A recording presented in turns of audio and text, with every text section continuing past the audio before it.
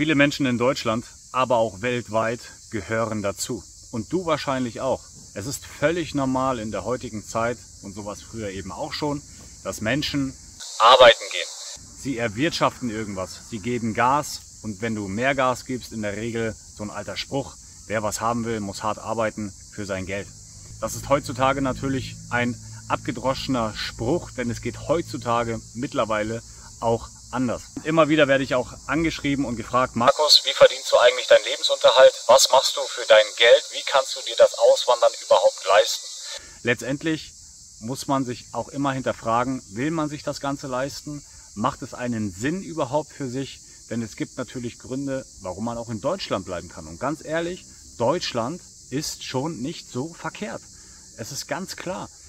Wenn ich nach 3 Jahren mittlerweile in der Türkei sagen kann, Deutschland hat auch seine schönen Seiten, wirst du jetzt wahrscheinlich sagen: Wow, krass, ist der verrückt? Hat er vergessen, was da abging?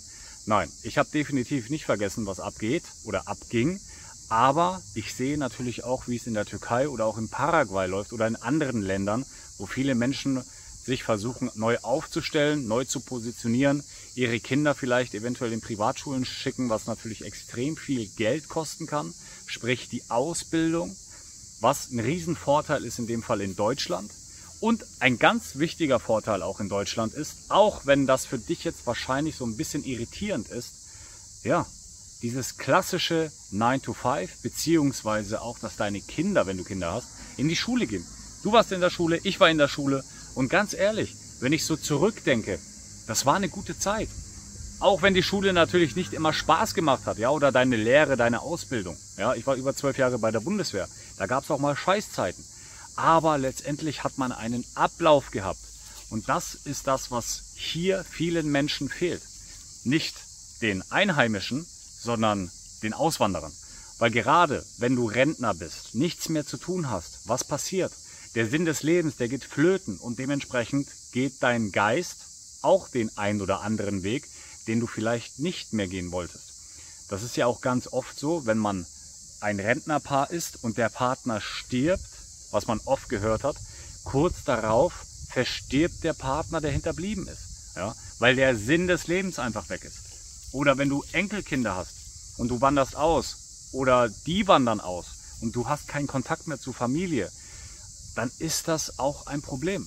Und dann geht der Geist einfach kaputt.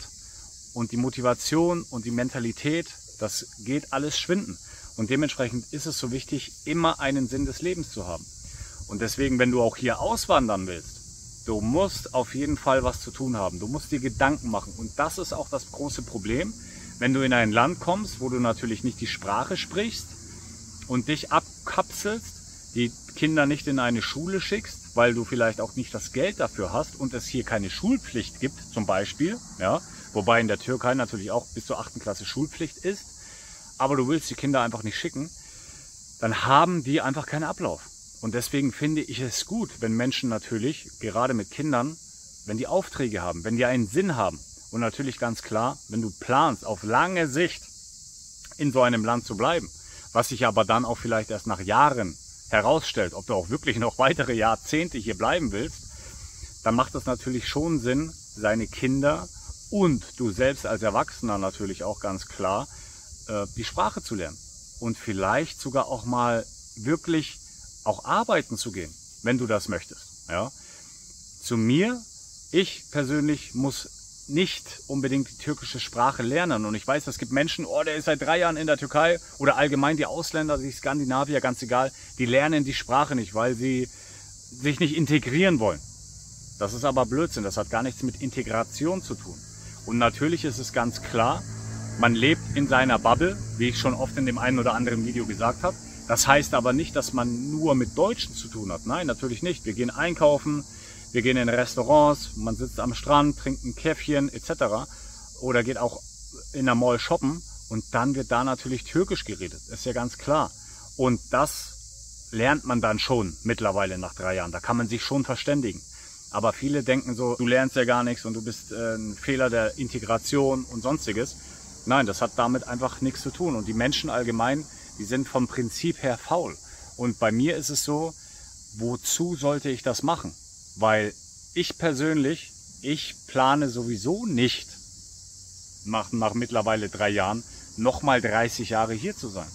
Ich habe es in dem einen Real Talk Video gesagt. Wir sind nicht so verwurzelt. Ja? Und es ist doch schön, wenn man einfach auch quasi sagen kann, ey geil, wir waren jetzt 3, 4 Jahre hier und gehen danach vielleicht für ein paar Jahre woanders hin. Oder nur ein Jahr, weil es da nicht so stimmig ist. Ja? Man muss sowieso natürlich gucken, was die Zukunft bringt. Denn wie wir alle schon mitbekommen haben, es geht so langsam wieder los mit der einen oder anderen Nachricht. Die RKI-Files, vielleicht habt ihr es mitbekommen, dass die Masken gar nichts gebracht haben, dass die Schulschließungen nichts gebracht haben, dass die Pieksungen nichts gebracht haben und vieles mehr. Die haben schon was gebracht, aber nur auf die eine oder andere Art und Weise. Aber ist ein anderes Thema und dementsprechend muss man sowieso flexibel sein. Und deswegen ist es wichtig, auch natürlich finanzielle Reserven zu haben, flexibel zu sein, mobil zu bleiben und nicht alles auf eine Karte zu setzen. Und Menschen, die jetzt in Deutschland aktuell leben und sagen, oh Markus, ich will unbedingt auswandern, du hast meinen Traum, du lebst meinen Traum. Mach deine eigene Erfahrung. Mach einfach, zieh durch. Aber wenn du Kinder hast, überleg dir das doppelt und dreifach. Das ist einfach nur von mir nochmal ein Hinweis. Denn Deutschland, was das angeht, ist nicht schlecht. Schule kostet nichts. Ausbildung kostet in der Regel nichts. Bekommst sogar noch Unterstützung bzw. Lehrgeld. Ja. Studiumkosten, okay, sind relativ gering, kann man sich alles irgendwie leisten. Ja. Wenn du das im Ausland machen willst, ob jetzt Türkei, Dubai oder sonst wo, dann wird das in die Zehntausende von Euros gehen. Und das muss man natürlich dann auch gut überlegen, ob man das auf lange Sicht macht. Wenn du alleine lebst, ist das völlig egal. Wenn du alleine lebst, dann bist du wahrscheinlich auch in Deutschland glücklich, dann ist es auch okay. Aber viele Menschen sagen einfach, und so war es bei uns auch, wir haben keine Lust mehr gehabt auf dieses System, gerade was 2020, 2021 abging. Wir wollten unsere Kinder schützen und sind deswegen raus. Zum größten Teil deswegen. Es gibt natürlich auch andere Gründe, aber im Nachhinein, man hätte eventuell auch die Zeit noch da totschlagen können. Man hätte die Kinder noch dort die Ausbildung machen lassen können, Studium vielleicht etc. Man weiß es einfach nicht, ja. Und dementsprechend muss man das Ganze immer selbst erfahren. Und deswegen auch hier nochmal der Hinweis, ich freue mich, dass du hier diese Videos schaust. Ich freue mich immer auf Feedback. Du kannst jederzeit hier den Daumen nach oben da lassen, einen Kommentar. Ich freue mich auf jeden Fall. Das ist ja auch davon, wovon so ein Kanal lebt, von der Interaktion, von dem Austausch. Und das wird hoffentlich in Zukunft noch mehr. Aber man darf sich natürlich auch nicht verleiten lassen, blenden lassen, weil das war eine Negativerfahrung von uns. Wir haben uns auf jeden Fall von den Medien auch leiten lassen, blenden lassen. In dem Fall, im Umkehrschluss war es alles okay. Aber es gab einfach Momente, wo wir auch gesagt haben, ey, Deutschland hat seine Vorzüge. Natürlich, man zahlt seinen Preis dafür. Aber es hat natürlich schon seine Vorteile. Wenn man hört, ey, mein Junge ist jetzt in der 10. Klasse, der hat Realschule abgeschlossen, der macht jetzt eine Ausbildung, der fängt jetzt als Schreiner an, als Zimmermann oder sonst was. Ganz ehrlich, ich finde das gut. Erstens brauchen wir Handwerker. Zweitens haben die Jungs was zu tun, kommen nicht auf die falsche Bahn. Viele fragen mich auch immer wieder, Markus, warum muss das denn immer eine Privatschule sein? Hier in der Türkei. Erstens, in Dubai, wenn du bist in der Privatschule, du musst in eine Privatschule, da kannst du nicht in eine staatliche Schule gehen, was umsonst ist. Nein, geht nicht, außer du sprichst perfekt Arabisch. Ja.